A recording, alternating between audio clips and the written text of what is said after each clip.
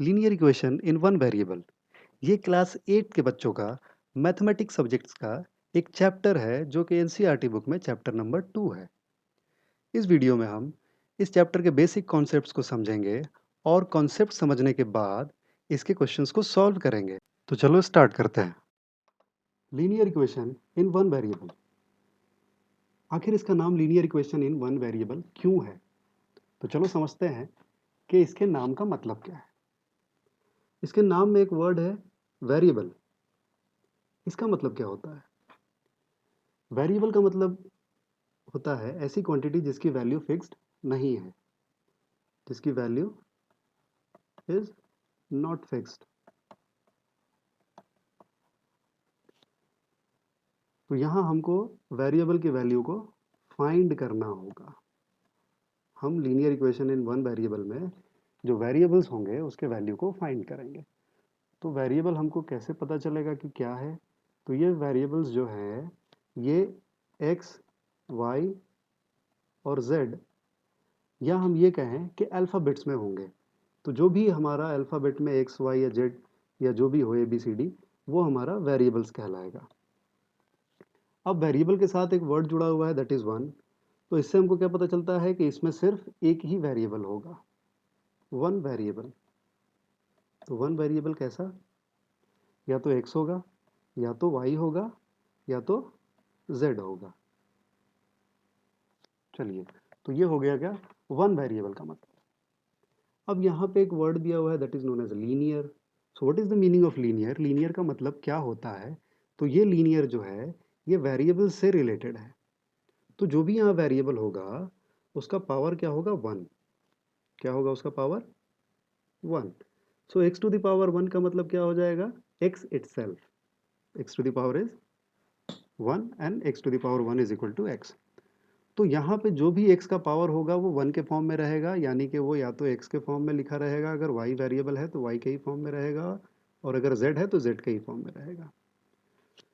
कभी भी इसका पावर टू, थ्री या इससे ज़्यादा नहीं होगा।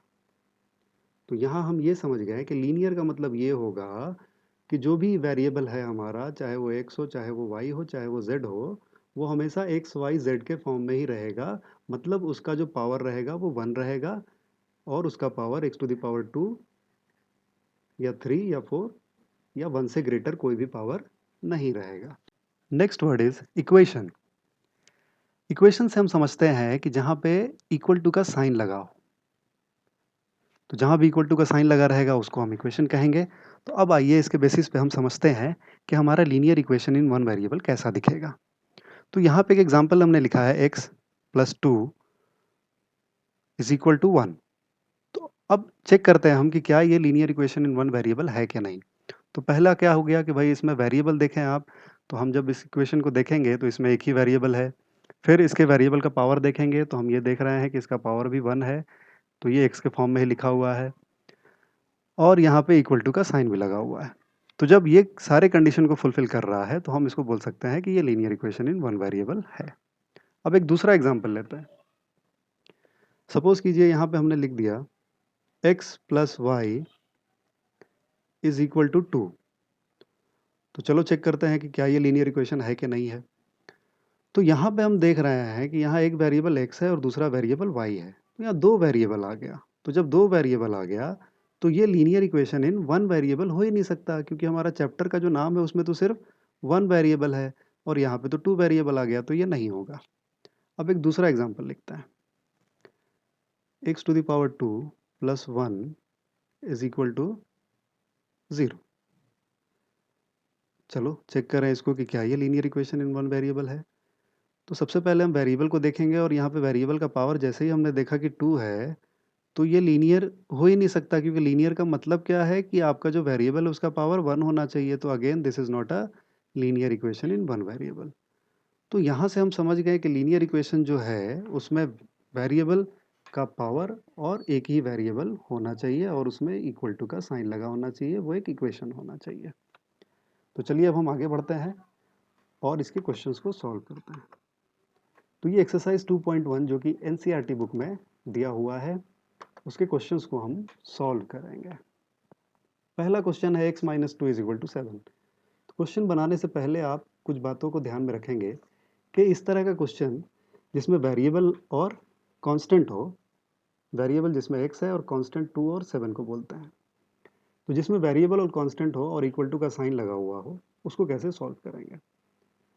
इसको सॉल्व करने का मतलब ये हुआ कि यहाँ पे जो x वेरिएबल है उसकी वैल्यू आपको फाइंड करनी है कि x का वैल्यू क्या है। तो एक बात आप ध्यान रखें कि x की वैल्यू जब आपको फाइंड करनी है तो आप कोशिश करें कि x को एक तरफ अकेला कर ले। एक तरफ अकेला करने का मतलब कि जैसे x minus two is equal to 7 है, तो हम जानते हैं कि ये इक्वल टू की तरफ जो दो पार्ट होता है, एक को हम क्या बोलते हैं कि LHS पार्ट है और इसको क्या बोलते हैं, दूसरा वाला RHS पार्ट है। तो हमने क्या कहा कि आपको जब x की वैल्यू फाइंड करनी है तो आप x को एक तरफ एक साइड में अकेला कर लें, या तो आप x को LHS साइड में अकेला कर लें और बाकी जो वैल्यूज़ हैं उसको उधर ट्रांसफ़र कर दें, तो x का वैल्यू आपको फाइंड हो जाएगा। तो चलिए आइए इसी बेसिक पे हम इस क्वेश्चन को सॉल्व करने की कोशिश करते हैं। हम पहले ये करते हैं कि x को हम एक तरफ अकेला कर लें, तो देखें क्या हुआ, आंसर उसका आ जाता है कि नहीं आता है। तो पहला क्वेश्चन है x minus two is equal to 7। तो चलो, तो x के साथ क्या है, इस क्वेश्चन में x के साथ हम देखेंगे तो माइनस टू लगा हुआ है। तो हमने पहले ही बात करी है कि हमको x को अकेला करना है। दिस मीन्स कि हमको ये जो माइनस टू है इसको दूसरे साइड में ट्रांसफ़र कर देना है। x minus two is equal to 7, ये है हमारा फर्स्ट क्वेश्चन का सॉल्यूशन। हम क्या करेंगे कि इस माइनस टू को दूसरे साइड में यानी कि LHS साइड में ट्रांसफ़र कर देंगे। तो जब इसको हम ट्रांसफ़र करेंगे तो एक रूल हमको पता होना चाहिए कि जब भी हम एक साइड से दूसरे साइड किसी वैल्यू को ट्रांसफ़र करते हैं तो वो उधर जाके ऑपोजिट हो जाता है। कैसा ऑपोजिट हो जाता है कि यहाँ पे ये क्या था, माइनस टू, तो जब हम इसको उधर ट्रांसफ़र करेंगे तो ये यहाँ पे क्या बन जाएगा, प्लस टू। तो ये बात हमें ध्यान रखनी है कि कभी भी आप इक्वेशन में वैल्यू को एक साइड से दूसरे साइड ट्रांसफ़र करेंगे तो उसका जो नेचर है या उसका जो साइन है, उसका जो ऑपरेशन है, वो दूसरी तरफ जाके उल्टा हो जाएगा। तो यहाँ ये माइनस का था टू और ये यहाँ जाके प्लस टू बन गया। तो अब यहाँ x की वैल्यू क्या आ गई, 9। तो ये पहला क्वेश्चन जो है वो सॉल्व हो गया। So the answer is 9। अब सेकंड क्वेश्चन क्या दिया हुआ है, y plus three is equal to 10। Again हम सेम रूल अप्लाई करेंगे। यहाँ भी देखिए एक ही वेरिएबल है, ये y के फॉर्म में है, तो y की वैल्यू हमको फाइंड करनी है। तो हम क्या करेंगे कि ये जो प्लस थ्री है इसको उधर ट्रांसफ़र करेंगे दूसरे साइड में। और हमको ये पता है कि जब हम किसी वैल्यू को दूसरे तरफ ट्रांसफ़र करते हैं तो उसकी साइन चेंज हो जाएगी। तो 10 जो कि दूसरे साइड में था उसको हमने एज इट इज़ लिख दिया, और यहाँ से अब हम प्लस थ्री को ट्रांसफ़र कर रहे हैं तो वो उधर जाके माइनस का हो जाएगा। तो ये हो जाएगा y is equal to 10 minus three. अब इसको हम सॉल्व करेंगे तो y is equal to 10 minus three करेंगे तो 7 आएगा। तो this is the answer of second question. अब इसी तरह से आप थर्ड क्वेश्चन को भी सॉल्व कर लीजिए। तो अब आप बताइए क्या करना है हमको। हम तो पहले क्वेश्चन को लिख लें। तो क्वेश्चन क्या है, क्वेश्चन नंबर थर्ड है 6 is equal to z plus two. Again हमने वही फंडा अपनाना है। हमने क्या बात करा था कि हमको z को एक तरफ अकेला कर देना है। तो आइए इसका सोल्यूशन निकालते हैं।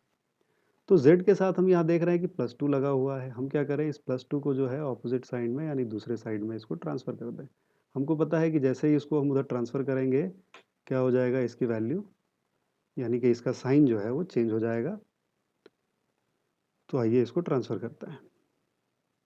तो यहाँ 6 एज इट इज़ था और ये प्लस टू जब हमने उधर ट्रांसफ़र किया तो ये माइनस का 2 हो जाएगा और ये z जो है अपनी जगह एज इट इज़ रहेगा।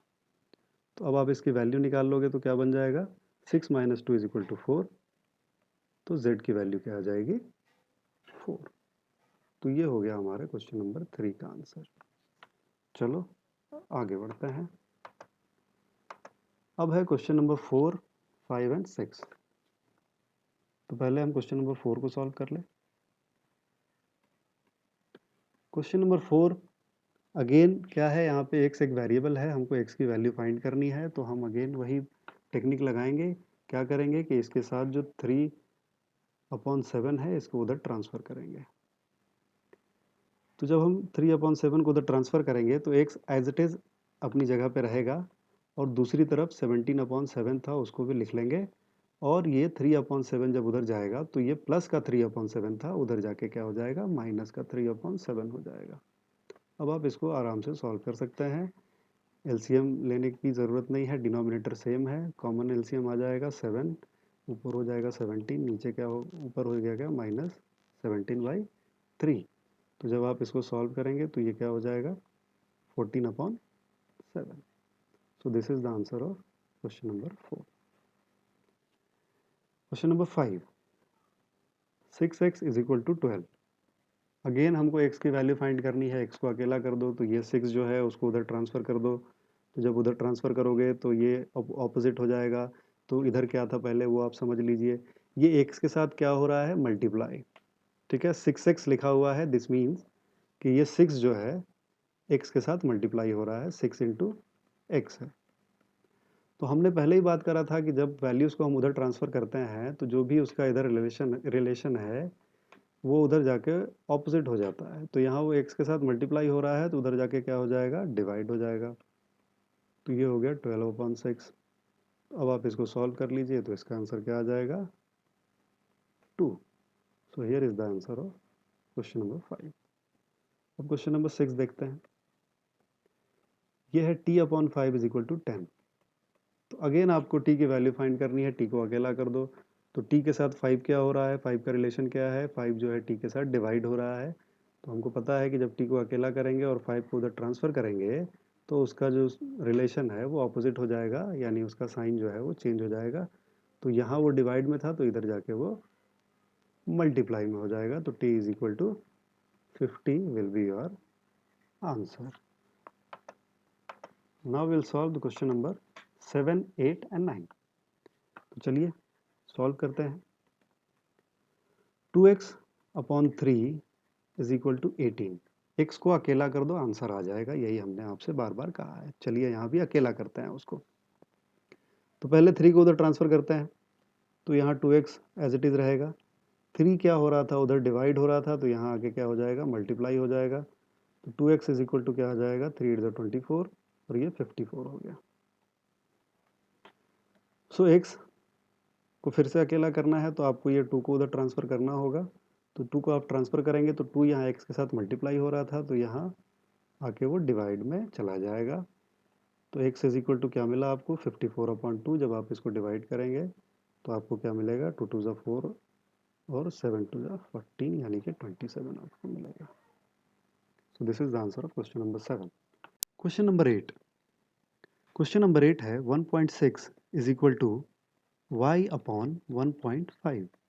तो यहाँ y इज़ द वेरिएबल और इसकी वैल्यू हमको फाइंड करनी है। तो हम y को एक तरफ अकेला करेंगे तो इसके साथ जो 1.5 डिवीज़न में है उसको इधर दूसरे साइड में ट्रांसफ़र करना होगा।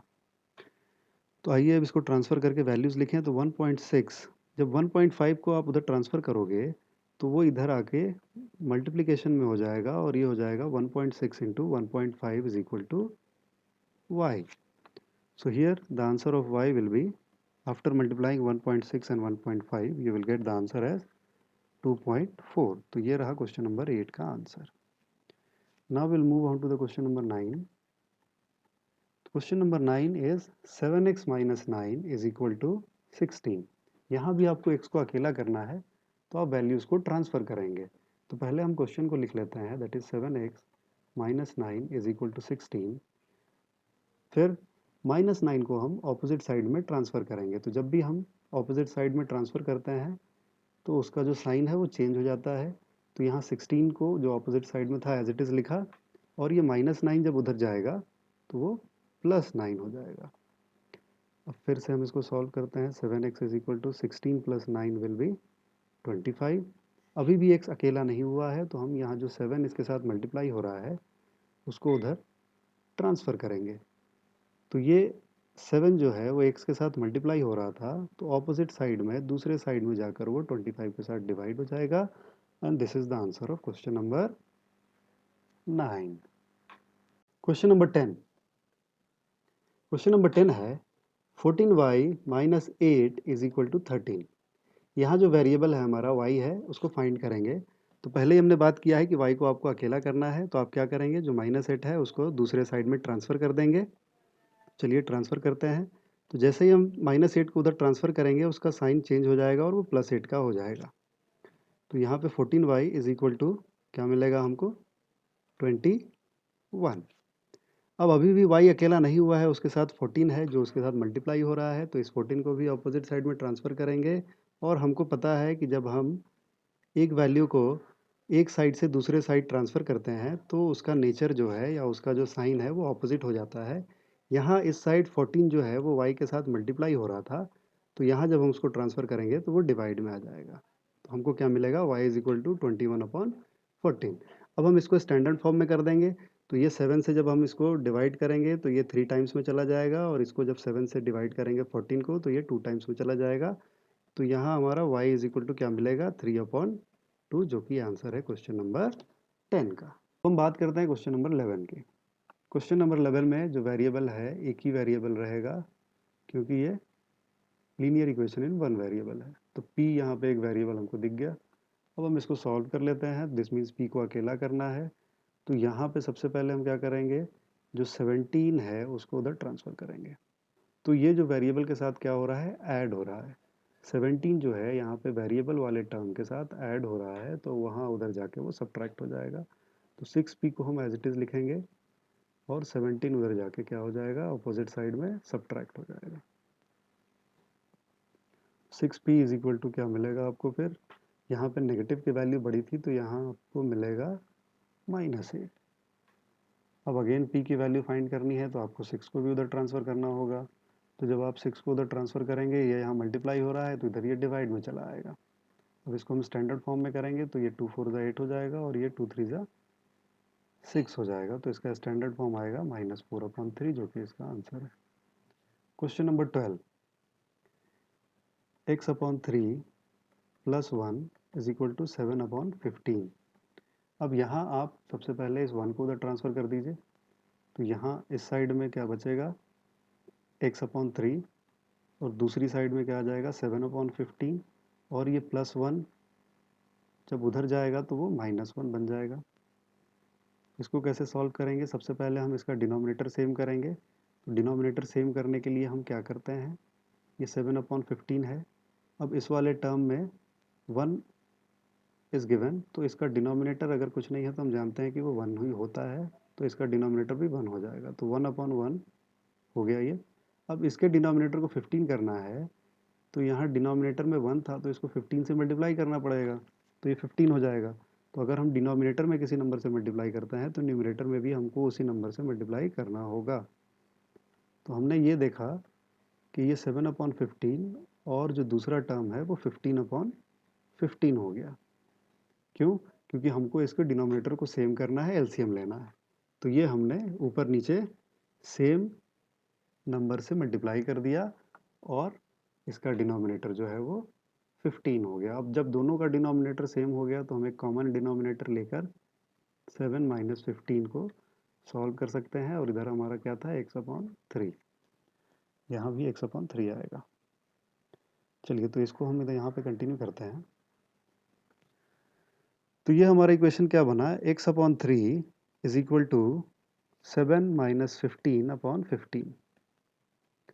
7 - 15 आपको क्या वैल्यू देगा, माइनस की वैल्यू बड़ी है तो ये वैल्यू क्या आ जाएगा, माइनस का आ जाएगा, एंड दिस विल बी 8, और नीचे क्या हो जाएगा 15, और यहाँ पे क्या था x/3। अभी भी x अकेला नहीं हुआ है तो आप क्या करेंगे, इस 3 को इधर ट्रांसफ़र करेंगे। तो ये 3 जो है x के साथ क्या हो रहा है, डिवाइड हो रहा है, उधर जाके क्या हो जाएगा, multiply. x is equal to -8/15 into 3। अब इस 3 से इस 15 को हम डिवाइड कर देंगे। सो 3 5 15, ये डिवाइड हो गया, कट गया। तो अब x की वैल्यू क्या आएगा, x इज इक्वल टू -8/15।